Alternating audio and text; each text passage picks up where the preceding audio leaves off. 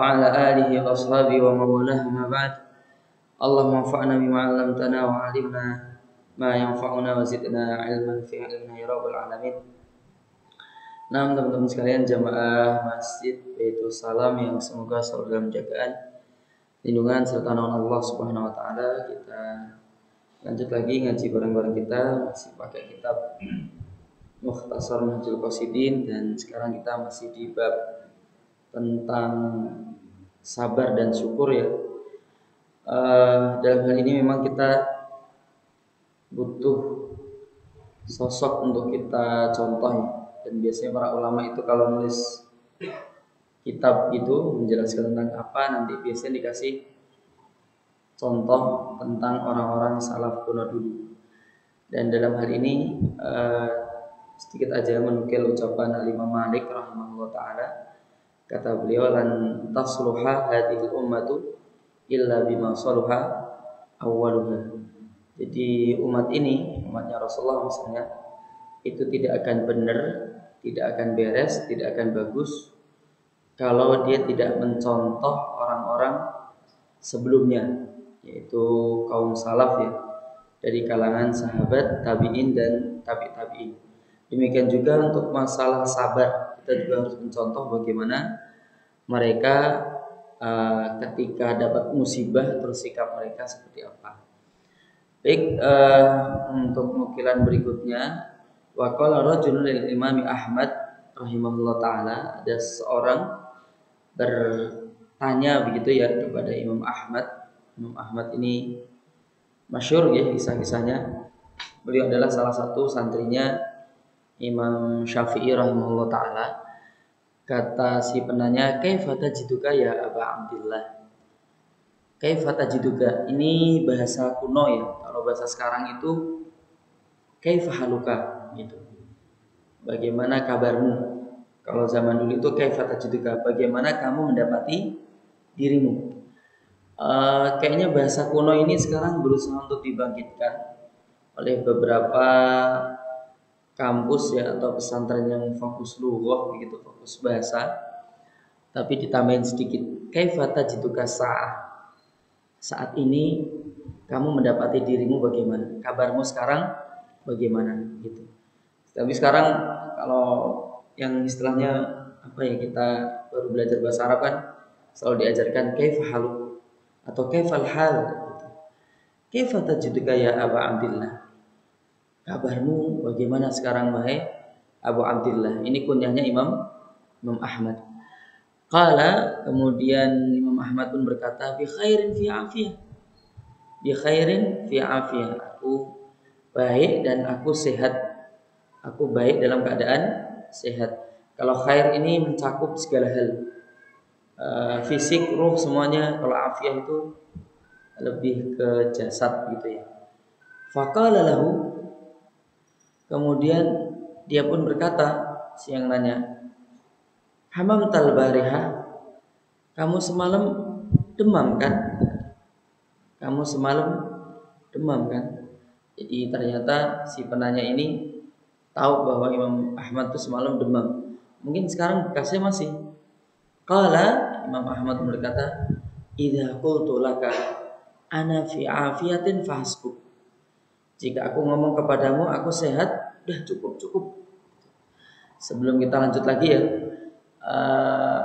kalau ngomong kultulaka itu bahasanya agak kasar begitu ya. Bukankah aku ngomong kepadamu?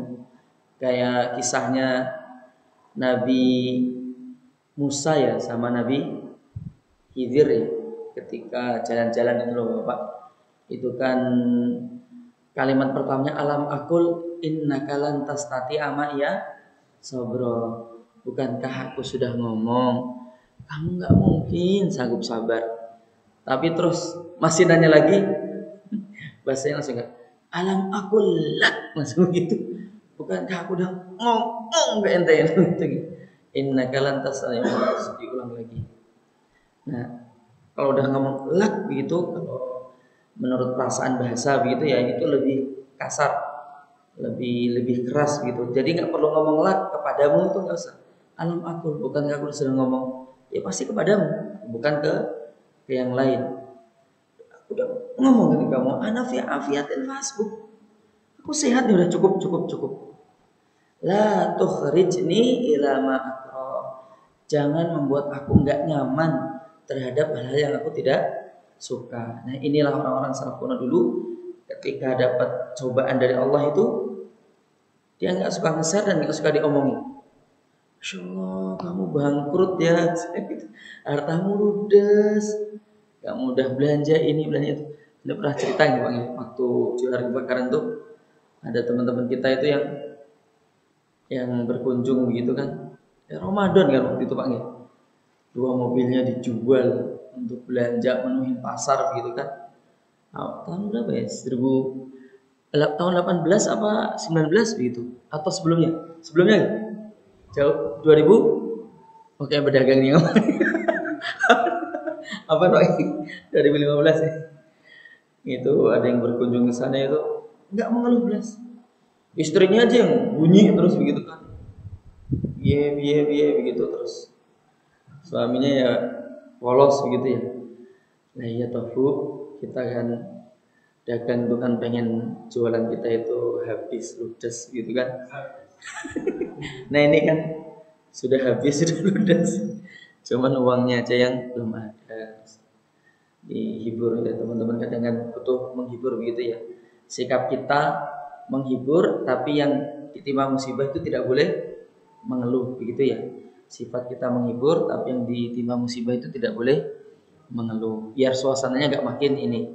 Itu kan ketetapan Allah ya, takdir.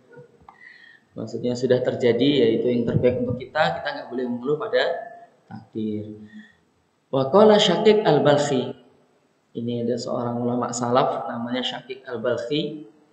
Oh alam mungkin kalau nggak tabiin. Tapi kalau sahabat kok kita nggak pernah dengar Pak. Kata beliau, man syaka musibatan bihi ila ghairillah. Barang siapa yang mengadu atas sebuah musibah yang dia alami kepada selain Allah. Masya Allah, aku pernah gini, aku tuh manusia gini gitu nih. Lam yajid fi qalbihi li ta'atillahi halawatan abada. Dia nggak bakal mendapatkan dalam hatinya ketika dia taat sama Allah mendapatkan apa? Rasa manis selama-lamanya. Berarti dia nggak bakal mendapatkan halawatul iman, yang manisnya iman, manisnya taat begitu ketika dia suka mengadu. Masya Allah. Tapi kalau ke dokter gimana Bapak? Kalau ke dokter nggak apa-apa insya Allah, karena kan dokter butuh diagnosa yang tepat nih katanya begitu. Saya sakit ini nggak boleh ngomong, saya nggak apa-apa dok, nggak apa dok. Ya harus ngomong kalau ke dokter, karena kan butuh diagnosa nih. Allah taala Allah. Wa qala ba'dul hukama, sebagian al-hikmah mengatakan min kunuzi al-birri itmanul masaib. Di antara buah atau harta karun sifat takwa adalah menyembunyikan musibah. Banyak insya Allah di sekitar kita Bapak orang yang banyak hutang, tapi begitu keluar rumah itu mukanya tetap fresh gitu. Bibirnya dikasih minyak gitu biar kelihatan habis makan terus, padahal makannya susah. Ada yang model begitu, bajunya tetap disetrika biar kelihatan bagus, padahal dia banyak hutang. Tapi walaupun wajah itu nggak bisa dihindari Pak, wajah-wajah banyak hutang kan. Nah, kelihatan. Nah, memang kita dituntut untuk peka Bapak, peka terhadap saudara muslim kita. Ini banyak hutang atau apa gitu, kita dituntut peka untuk bantu. Saya ada cerita nih, ada teman Nurul Sunnah itu kayaknya orang Bukit situ, guru, suaminya kan kaya begitu ya, nggak tahu kerjanya apa. Cuman istri itu kan karena mungkin S2 butuh kegiatan, butuh ngajar. Jadi di kami itu ngajar matematika di MA, namanya Ustazah Dina gitu ya. Nah, singkat cerita dia minta tolong untuk hitungkan zakat. Itu gampang banget kan Bang ya, cuma 2,5%. Simple gitu.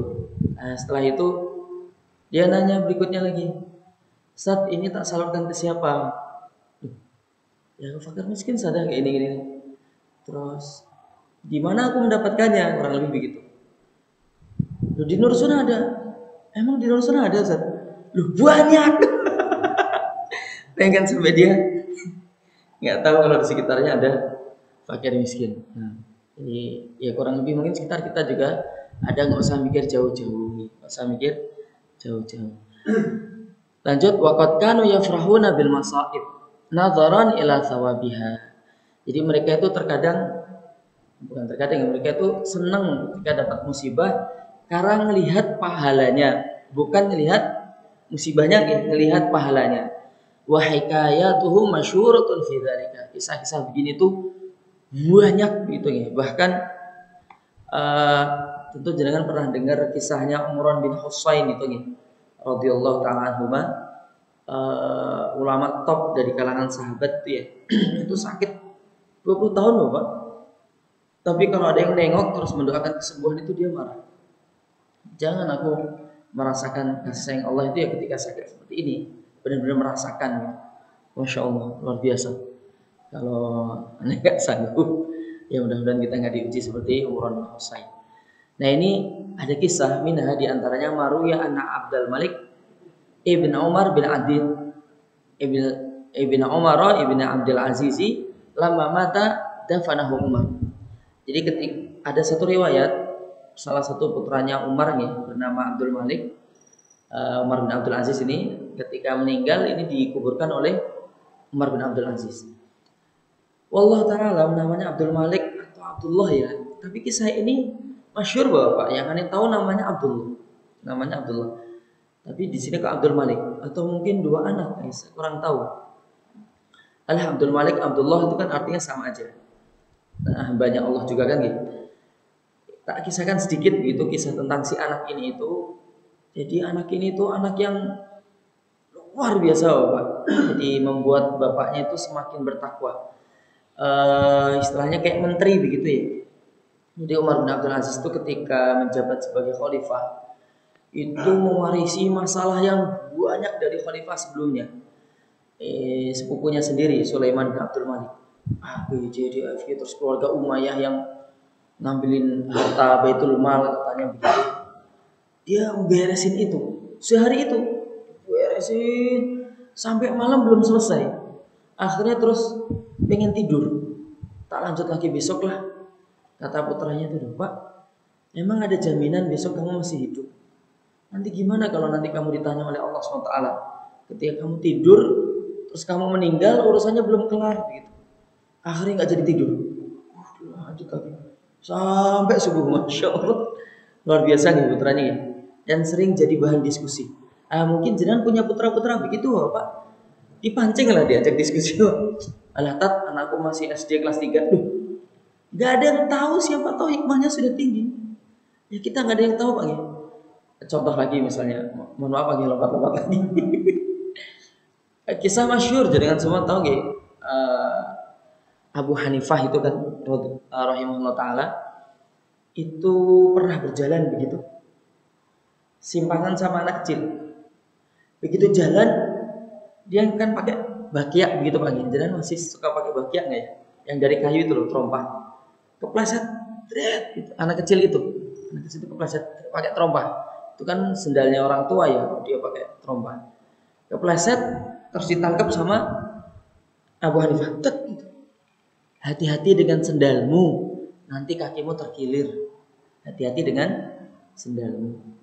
Terus anak kecil itu ngeliat begini. Apakah kamu An-Nu'man bin Thabit? Iya, aku An-Nu'man bin Thabit. Apakah kamu yang digelari Abu Hanifah? Iya, aku Abu Hanifah. Apakah orang-orang yang menyebutmu? Apakah kamu yang bergelar, bukan orang yang menyebutnya, Al-Imamul A'zam? Apakah kamu yang digelar, yang dijuluki Al-Imamul A'zam atau imam yang paling agung? Abu Hanifah itu gelarnya Al-Imamul A'zam, imam yang paling agung. Karena kata Imam Syafi'i ya, An-nasu ayalu Abi Hanifah. Semua orang itu satu keluarga dengan Abu Hanifah. Karena fikihnya sumbernya dari situ. Fikih siapapun itu muaranya dari Abu Hanifah. Jadi dari salah masuk Abu Hanifah terus melebar begini gitu Pak. Jadi kalau ada orang mencela Abu Hanifah, itu tabok aja mulutnya Pak. Karena dia nggak tahu hakikatnya. Nah, sehingga cerita Abu Hanifah pun ngomong, Orang-orang menyebutku begitu, tapi aku nggak merasa begitu. Gitu. Tapi aku nggak merasa begitu, nggak dia ngomong gitu. Orang-orang yang menyebutku Al-Imamul A'zam. Kemudian anak kecil itu pun ngomong, hati-hati dengan gelarmu. Takutnya menyeret kamu ke neraka. Kalau aku terpleset ini ya paling kakiku terkilir. Kalau kamu terpleset dengan gelarmu, neraka weh. Begini terus nangis Abu Hanifah. Kadang putra-putra kita tuh bisa jadi punya hikmah begitu loh Pak. Apalagi sudah senang ngaji, mendekat ke Allah begitu nih. Kadang hikmahnya itu sudah muncul. Nah ini Abdul Malik ini putranya Umar bin Abdul Aziz, hikmahnya itu muncul. Kadang orang-orang soleh itu dikelilingi oleh anak-anak yang begitu. Kalau ada orang merasa dirinya soleh, kok putranya tidak begitu, memang harusnya introspeksi diri. Jangan-jangan saya ada yang masalah ini. Mungkin hati, mungkin ini, mungkin itu. Gitu Pak nih. Karena kata Allah kan wahwa yatawalla sholihin. Allah akan ngurusi orang-orang yang soleh. Kata para ulama, orang soleh itu ya anak-anaknya soleh. Lanjut wasawwa alaihi thumma istawa qa'imah. Kemudian setelah diratakan begitu kuburannya, kan memang adabnya begitu gitu. Diratakan, dibikin gundukan nggak lebih dari sejengkal gitu Pak, terus dikasih batu gitu. Diratakan, terus kemudian beliau berdiri di depan begitu. Fa'ahata bihin nas. Kemudian orang-orang mengelilingi, namanya anak khalifah meninggal biasa Pak, anaknya orang besar gitu. Anaknya pemimpin. Faqal, kemudian Umar bin Abdul Aziz berkata, rahimakallah ya bunai. Wahai putraku, semoga Allah merahmati kamu. Begitu. Dan sebelum tak lanjut, Bapak sekalian, memang boleh ya ngomong dengan si mayat? Apa nih? Bahas sedikit di luar konteks. Boleh nggak ngomong sama si mayat? Boleh, nih, boleh. Mungkin ada yang membuatkan apa? Ya karena Rasulullah juga ngomong kepada si mayat di kisah perang Badar itu kan, Rasulullah juga ngomong ya. Kata Rasulullah itu ketika ditanya Umar bin Abdul Aziz, loh, mereka udah mati, masa dengar? Mereka dengar tapi nggak bisa menjawab. Jadi kalau kita ngomong kepada si mayat itu mereka dengar. Cuman aneh nggak tahu Pak, mohon maaf ya, aneh belum nyari. Kalau jenengan tahu ilmunya bisa di-share di sini. Kalau ngomongnya pakai bahasa Jawa itu paham nggak ya? Saya nggak tahu. Apakah harus pakai bahasa Arab itu? Wallahu ta'ala apa ada trans? Nggak tahu nah. Ya. Lanjut. Qad kunta barron bi abik. Sungguh engkau telah berbakti kepada ayahmu. Nah kalau kita punya anak yang berbakti juga gitu kan Bapak. Kamu itu selalu berbakti. Jangan ditakut-takuti. Awas loh, kamu durhaka loh, durhaka. Ya jangan gitu. Kalimat itu nggak boleh muncul. Sungguh kamu telah berbakti dengan kepada ayahmu. Wallahi, demi Allah, maziltu mundu wahabakallahu li masruran bika. Demi Allah, semenjak aku dikaruniai oleh Allah, itu berupa kamu, aku selalu bahagia. Nah kita juga harus begitu. Aku seneng nak, Allah sudah ngasih kamu itu, aku seneng, begitu nih. Lebih banget. Ini buktinya begitu, orang salah begini. Salah begini. Wala wallahi, wala ini bukan artinya tidak Bapak. La ini artinya sungguh. La ini artinya sungguh. Bahasa Arab kadang begitu. Tahu humor yang bapak-bapak itu nih? Bapak-bapak yang ngajarin anaknya berdoa sebelum makan itu loh, orang Arab itu loh. Anaknya perempuan, masih kecil, nggak pakai jilbab, memang orang Arab kecil, jarang pakai jilbab. Diajarin doa tentang sebelum makan itu kan. Itu doa banyak gitu. Setelah itu di antaranya Allahumma zawwij abi. Ya Allah, nikahkan ayahku, nikahkan ayahku. Hah? La wallah. Nah, kalimat berikutnya la wallah. Sungguh sekali-kali tidak.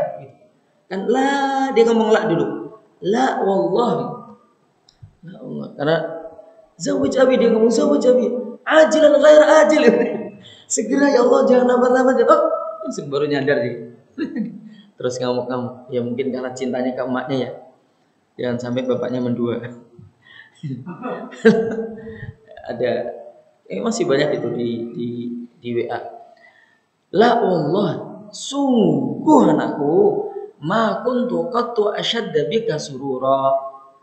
Dan sekarang itu aku sangat bahagia ketika menguburkan engkau. Wala arja bihaddi minallahi ta'ala fika mundu wada'tuka fi hadzal manzil ladzi sayyarakallahu ilaihi.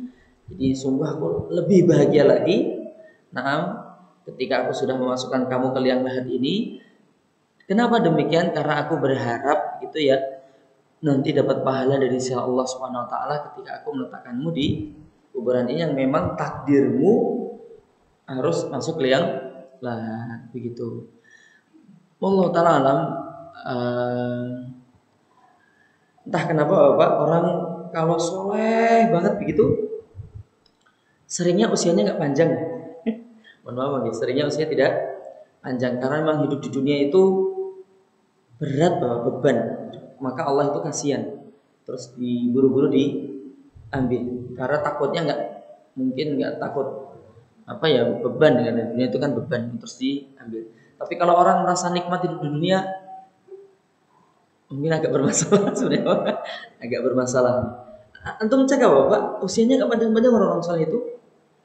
Imam Nawawi 40-an tahun gitu.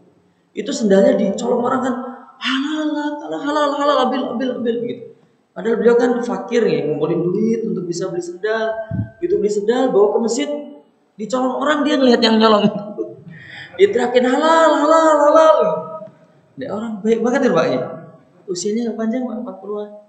Imam Syafi'i itu 50-an gitu Pak. Muhammad Al-Fatih 40-an. Ayahnya nggak sampai 50 begitu, orang soleh itu tidak panjang usianya. Wallahu taala alam. Tak kira cukup Bapak, di pertemuan berikutnya kita akan ngambil bahasa hikmah gitu ya, agak panjang. Sebuah pertanyaan, masa orang dapat musibah harus bersyukur? Ini bagaimana fitrahnya orang kan? Pasti tidak suka. Kenapa orang-orang salaf dulu kok terlihat bersyukur? Ini nanti akan dijawab oleh Ibnu Qudamah Al-Maqdisi biar kita tidak salah paham begitu nih. Baik, tak kira cukup. Naktafi darsana bi doa kafaratul majlis. Subhanakallahumma bihamdika asyhadu an la ilaha illa anta astaghfiruka wa atubu ilaik.